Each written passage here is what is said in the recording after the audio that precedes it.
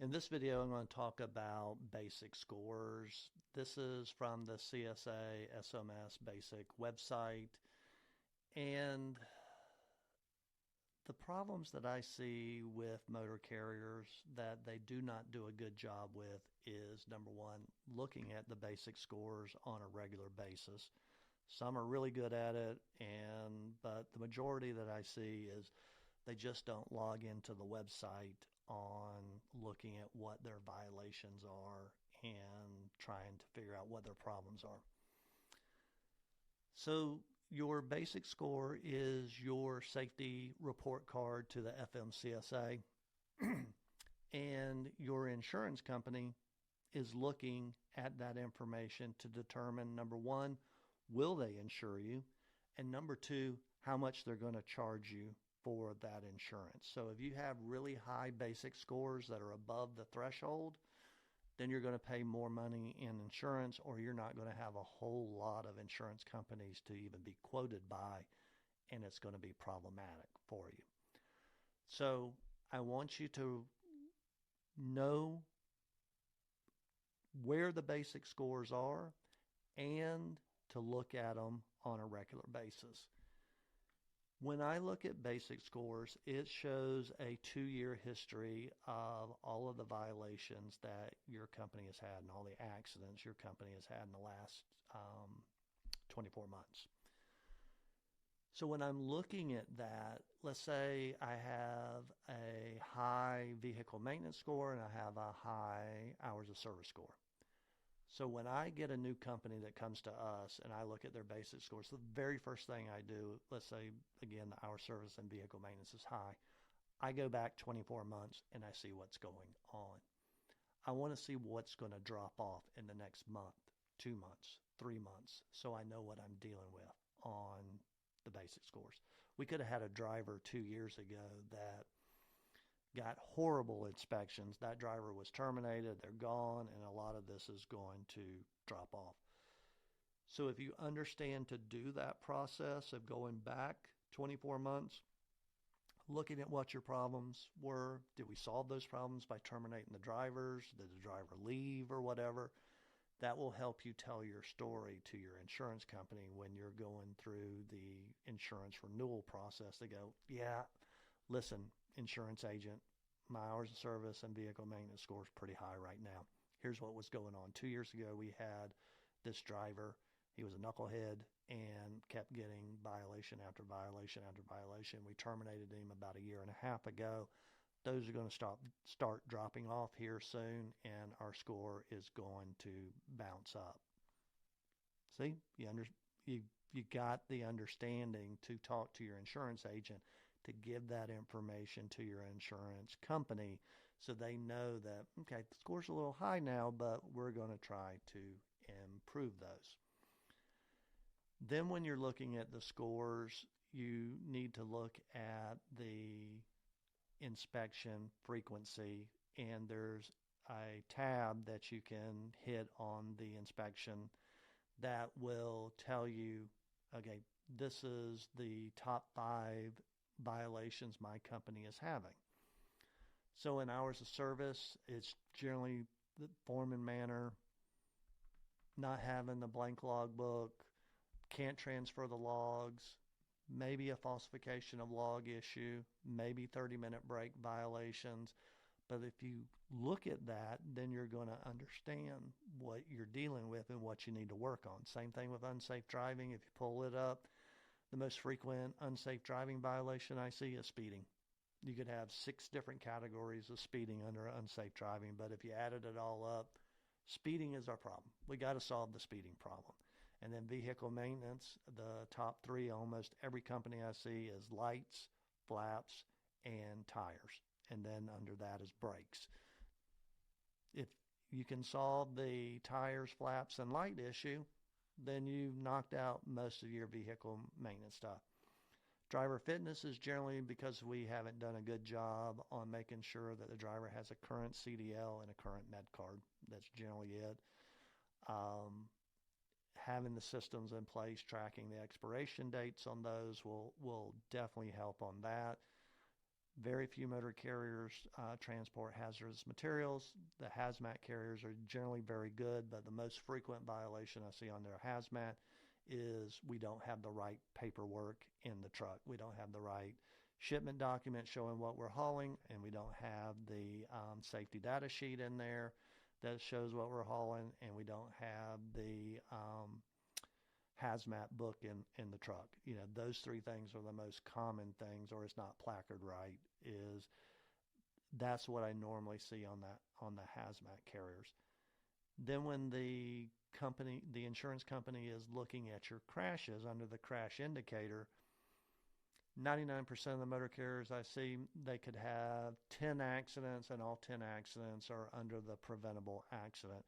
There is a way to take accidents from preventable to the non-preventable and put those into the DOT, which would greatly help you with your insurance company to go, yes, we had 10 DOT recordable accidents, but 5 of those were deemed by the FMCSA to be non-preventable. That is a totally different story than having just 10 accidents in there that your insurance company pulls and you don't have an explanation on what's going on with that. So logging into the CSA SMS website on a regular basis will, number one, help you understand what's going on with your company. And number two, there's 2 websites that you need to watch on a frequent basis. The CSA SMS Basic website, number one, that's your monthly snapshot. And then you need to log into your FMCSA portal every day. You listening to me? Every day on that. In the bottom right-hand corner is a notification of roadside inspections. So if your driver doesn't tell you about a roadside inspection and it pops up in the FMCSA portal, you need to look at the portal to catch that, because the CSA SMS Basic website is going to be delayed by as much as 30 to 40 days for you to get that information. So the portal is the way that you catch the driver that doesn't tell you about a roadside inspection, and the CSA SMS Basic website is what you're doing for program development to solve your problems. If you'll do that, if you'll get into a regular habit of looking at those 2 websites and managing your program that way, then you will be in a lot better position to solve your safety problems. Going back to driver training and things like that, the CSA SMS Basic website is going to tell you what you need to work on. Even if you have all your basics under the threshold, your insurance company still may have a problem with it. So let's say the threshold is at 65% and you're at 60%. They're going to take that as, well, they're approaching the threshold. They could get 2 bad roadside inspections and blow through that. You want to get your baseline every month to say, these are what our basic scores are, and every month we're improving and improving and improving and improving. And if you will do that, then that will really help with your basic scores. The last thing I want to talk about is the DataQ process, and they're going through the FMCSA DataQ portal is a way for you to challenge roadside inspections and to improve your outcomes on that. Here's the aha moment. You just can't do a DataQ challenge on everything. It's just not going to work for you, and then you're going to get labeled from the FMCSA that we're just going to get a DataQ for every single inspection. You need to have dash cameras in your trucks, and you need to train your drivers on roadside inspections to do these 2 things. Number 1, driver's been pulled over for a roadside inspection. Let's say they rolled a scale, they pulled them over to do a level 1 inspection. You need to get the video out of the dash camera with the driver-facing video of that roadside stop. So the way that I train drivers is, when you get pulled over, you call us and let us know what's going on. Then you can pull the video and hear what's going on with the interaction between the driver and the officer. That has helped us in many a DataQ to understand what is going on. Do I have a driver problem where the driver is not being polite? Or do I have an officer problem with them not being polite? So pulling that, and then the other thing on roadside inspections, and this is important, and it's very hard to get your drivers to do this, but for them to have a discussion with the officer about the defects. Let me give you an example. Let's say they have a defect that they're writing the driver up on a trailer tire. The driver should be taught and trained to say, "Officer, thank you for letting me know about the tire issue. Do you mind, for education purposes, if I get out and take a picture? You show me the defect, let me take a picture of that." The officer is going to allow that to happen. What it does is it gives you information. The video camera from the dash camera and those pictures of the defect can help you with your DataQ challenges.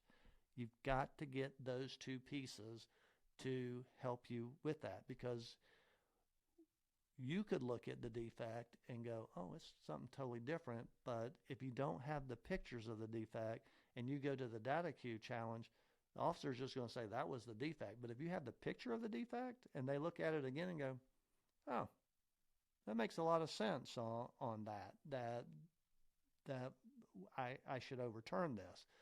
That is going to be the big difference with your basic scores, is if you will put in that procedure of the video camera tape and those pictures and do the DataQs timely, you will get a lot better results on your basic scores going forward. So, as a wrap-up, make sure you watch the CSA SMS website every day.